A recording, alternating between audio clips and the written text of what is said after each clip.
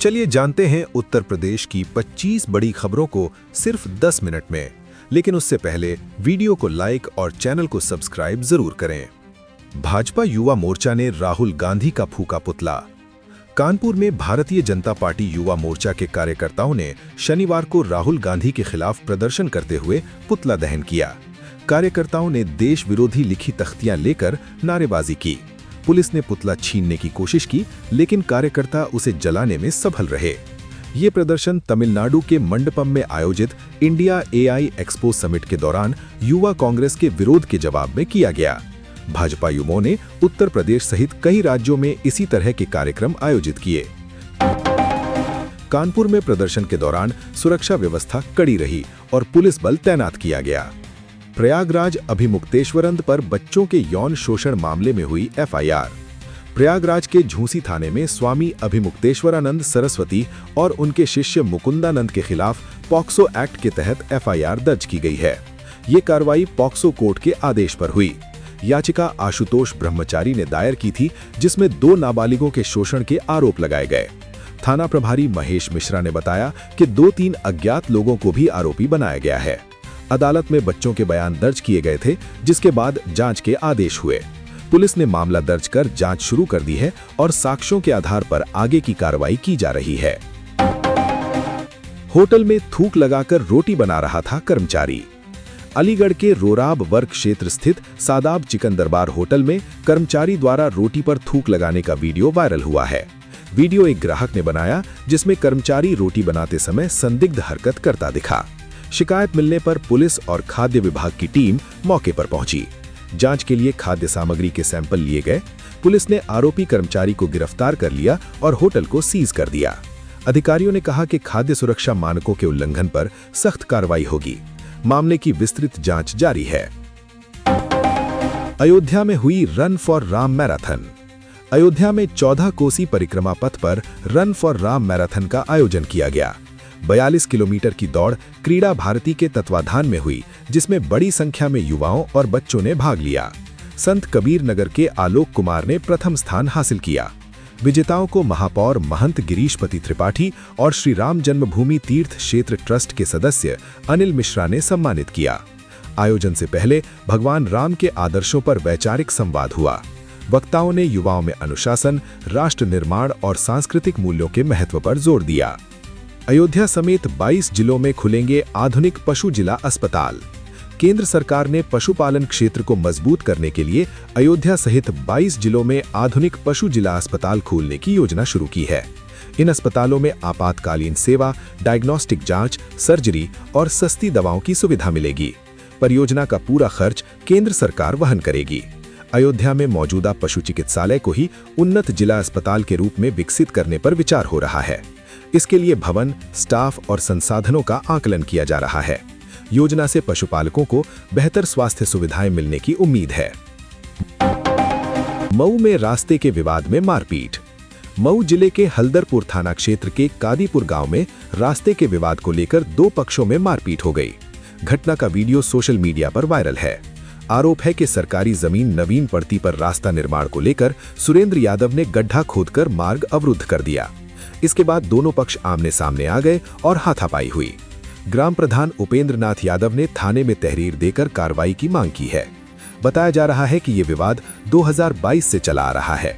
Police मामले की जांच कर रही है और संबंधित पक्षों से पूछताछ की जा रही है। मुरादाबाद में कपड़े की दुकान में लगी आग। मुरादाबाद के बुद्ध बाजार स्थित न्यू क्लॉक मार्केट में शनिवार रात एक कपड़ा होलसेल दुकान में भीषण आग लग गई। शिव शक्ति क्लॉथ हाउस नामक 2 मंजिला दुकान में रखा भारी स्टॉक जलकर खाक हो गया। शुरुआती अनुमान के मुताबिक 70 से 80 लाख रुपए का नुकसान हुआ। आग रात करीब 11:30 पर लगी और तेजी से फैल गई। दमकल की टीमों ने काफी मशक्कत के बाद आग पर काबू पाया। रमजान के चलते दुकान में सामान्य से अधिक माल भरा था, जिससे नुकसान बढ़ा। आग के कारण आसपास के क्षेत्र में अफरा तफरी मच गई। किन्नर अखाड़ा ने चीनी रंग पिचकारी के बहिष्कार का ऐलान। प्रयागराज में होली से पहले किन्नर अखाड़ा ने चीन में बने रंग और पिचकारी के बहिष्कार की घोषणा की है। प्रदेश अध्यक्ष महामंडलेश्वर स्वामी कल्याणी नंदगिरी ने स्वदेशी और प्राकृतिक रंगों के उपयोग का आह्वान किया। उन्होंने कहा कि विदेशी उत्पादों से आर्थिक नुकसान हो सकता है और रासायनिक रंग स्वास्थ्य के लिए हानिकारक होते हैं। अखाड़े के संतों और शिष्यों ने प्राकृतिक रंगों से होली मनाने का संकल्प लिया है। उनका कहना है कि इससे पर्यावरण संरक्षण के साथ त्वचा और आंखों की सुरक्षा भी सुनिश्चित होगी। सोनभद्र के जुगनी जंगल में पुलिस मुठभेड़, गो तस्कर घायल। सोनभद्र के जुगनी जंगल में पुलिस और वांछित गो तस्करों के बीच मुठभेड़ हुई, जिसमें करण जायसवाल गोली लगने से घायल हो गया। उसे गिरफ्तार कर लिया गया, जबकि उसका साथी साहिब आलम फरार हो गया। कार्रवाई अभिषेक वर्मा के निर्देश पर चलाए जा रहे अभियान के तहत हुई। सूचना मिलने पर घरावल, कर्मा और राजगढ़ थानों की टीमों ने घेराबंदी की। पुलिस के अनुसार आरोपियों ने पहले फायरिंग की, जिसके बाद जवाबी कार्रवाई में करण के पैर में गोली लगी। घायल को अस्पताल भेजा गया और आगे की जांच जारी है। लखनऊ पुलिस ने लुटेरे को दौड़ाकर मारी गोली। लखनऊ के गाजीपुर इलाके में पुलिस और 2 लुटेरों के बीच मुठभेड़ हो गई। डीसीपी पूर्वी शशांक सिंह के मुताबिक शनिवार देर रात बंधा रोड मजार के पास चेकिंग के दौरान स्कूटी सवार संदिग्धों को रोकने का प्रयास किया गया। दोनों भागने लगे और गिर पड़े। पीछे बैठे बदमाश ने पुलिस पर फायरिंग कर दी। जवाबी कार्रवाई में एक लुटेरे के पैर में गोली लगी। घायल की पहचान मोहम्मद रानू उर्फ फराज के रूप में हुई, जबकि साथी मोहम्मद रिजवान को भी गिरफ्तार कर लिया गया। उनके पास से लूटी चेन के टुकड़े, चोरी की स्कूटी, 2 तमंचे और कारतूस बरामद हुए। दोनों को अस्पताल में भर्ती कराया गया है। रायबरेली में 11वीं की छात्रा को परीक्षा देने से रोका। रायबरेली के निमिषा कॉन्वेंट स्कूल पर 11वीं की छात्रा को फीस बकाया होने के कारण परीक्षा से रोकने का आरोप लगा है। छात्रा अनुष्का गुरुवार को जीव विज्ञान की परीक्षा देने पहुंची, लेकिन उसे परीक्षा कक्ष में प्रवेश नहीं दिया गया। परिजनों का कहना है कि छात्रा को अन्य विद्यार्थियों के सामने अपमानित भी किया गया। उसकी मां साधना देवी ने पुलिस में शिकायत दी है। परिवार आर्थिक संकट से गुजर रहा है और पिता का 2 वर्ष पहले निधन हो चुका है। पुलिस ने तहरीर लेकर जांच शुरू कर दी है और स्कूल प्रशासन से स्पष्टीकरण मांगा गया है। मुरादाबाद में 2 मंजिला कपड़े गोदाम में लगी भीषण आग। मुरादाबाद के बुद्ध बाजार स्थित न्यू क्लॉक मार्केट में शनिवार रात 2 मंजिला कपड़े गोदाम में भीषण आग लग गई। शिव शक्ति क्लॉथ हाउस नामक दुकान में रखा भारी स्टॉक जलकर खाक हो गया। दमकल की 3 गाड़ियों ने करीब 2 घंटे की मशक्कत के बाद आग पर काबू पाया। प्रारंभिक अनुमान के अनुसार 60 से 70 लाख रुपए का नुकसान हुआ। रमजान के कारण दुकान में सामान्य से अधिक माल भरा था। आग लगने से आसपास के रिहायशी इलाके में अफरा तफरी मच गई। आग के कारणों की जांच की जा रही है और शॉर्ट सर्किट की आशंका जताई जा रही है। सिद्धार्थनगर के 145 गांवों में जमीन खरीद फरोख्त पर रोक। सिद्धार्थनगर में Gorakhpur Shamli high speed expressway परियोजना के तहत 145 गांवों में जमीन की खरीद फरोख्त पर रोक लगा दी गई है। सड़क परिवहन एवं राजमार्ग मंत्रालय की अधिसूचना के बाद प्रशासन ने भूमि अधिग्रहण प्रक्रिया शुरू कर दी है। डुमरियागंज, बांसी और इटवा तहसील के कई गांव इस दायरे में आए हैं। लगभग 750 किलोमीटर लंबे इस एक्सेस कंट्रोल्ड कॉरिडोर के लिए जमीन चिन्हीकरण किया जा रहा है। प्रशासन का कहना है कि किसानों को नियमानुसार मुआवजा दिया जाएगा। हालांकि प्रभावित ग्रामीणों में भविष्य को लेकर असमंजस की स्थिति बनी हुई है और वे स्पष्ट जानकारी की मांग कर रहे हैं। कानपुर में पूर्व सपा विधायक की गाड़ी पर पथराव।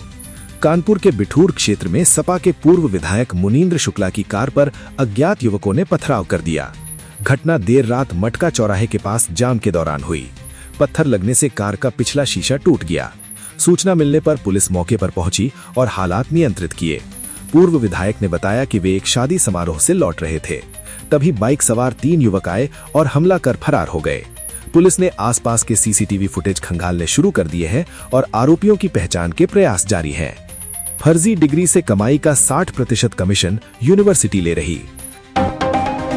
कानपुर में फर्जी मार्कशीट और डिग्री बनाने वाले गिरोह का पर्दाफाश हुआ है। पुलिस ने मास्टरमाइंड शैलेंद्र को गिरफ्तार कर पूछताछ की। जांच में सामने आया कि बीटेक, बी फार्मा और एलएलबी जैसी डिग्रियां बिना परीक्षा दिलाए के नाम पर तैयार की जाती थीं। कथित तौर पर कमाई का 60% हिस्सा विश्वविद्यालयों के कुछ क्लर्क और कर्मचारियों तक पहुंचता था। छापेमारी में 900 से अधिक फर्जी दस्तावेज बरामद हुए हैं। ये नेटवर्क 9 राज्यों की 14 यूनिवर्सिटीज तक फैला बताया जा रहा है। पुलिस संबंधित कर्मचारियों की भूमिका की जांच कर रही है।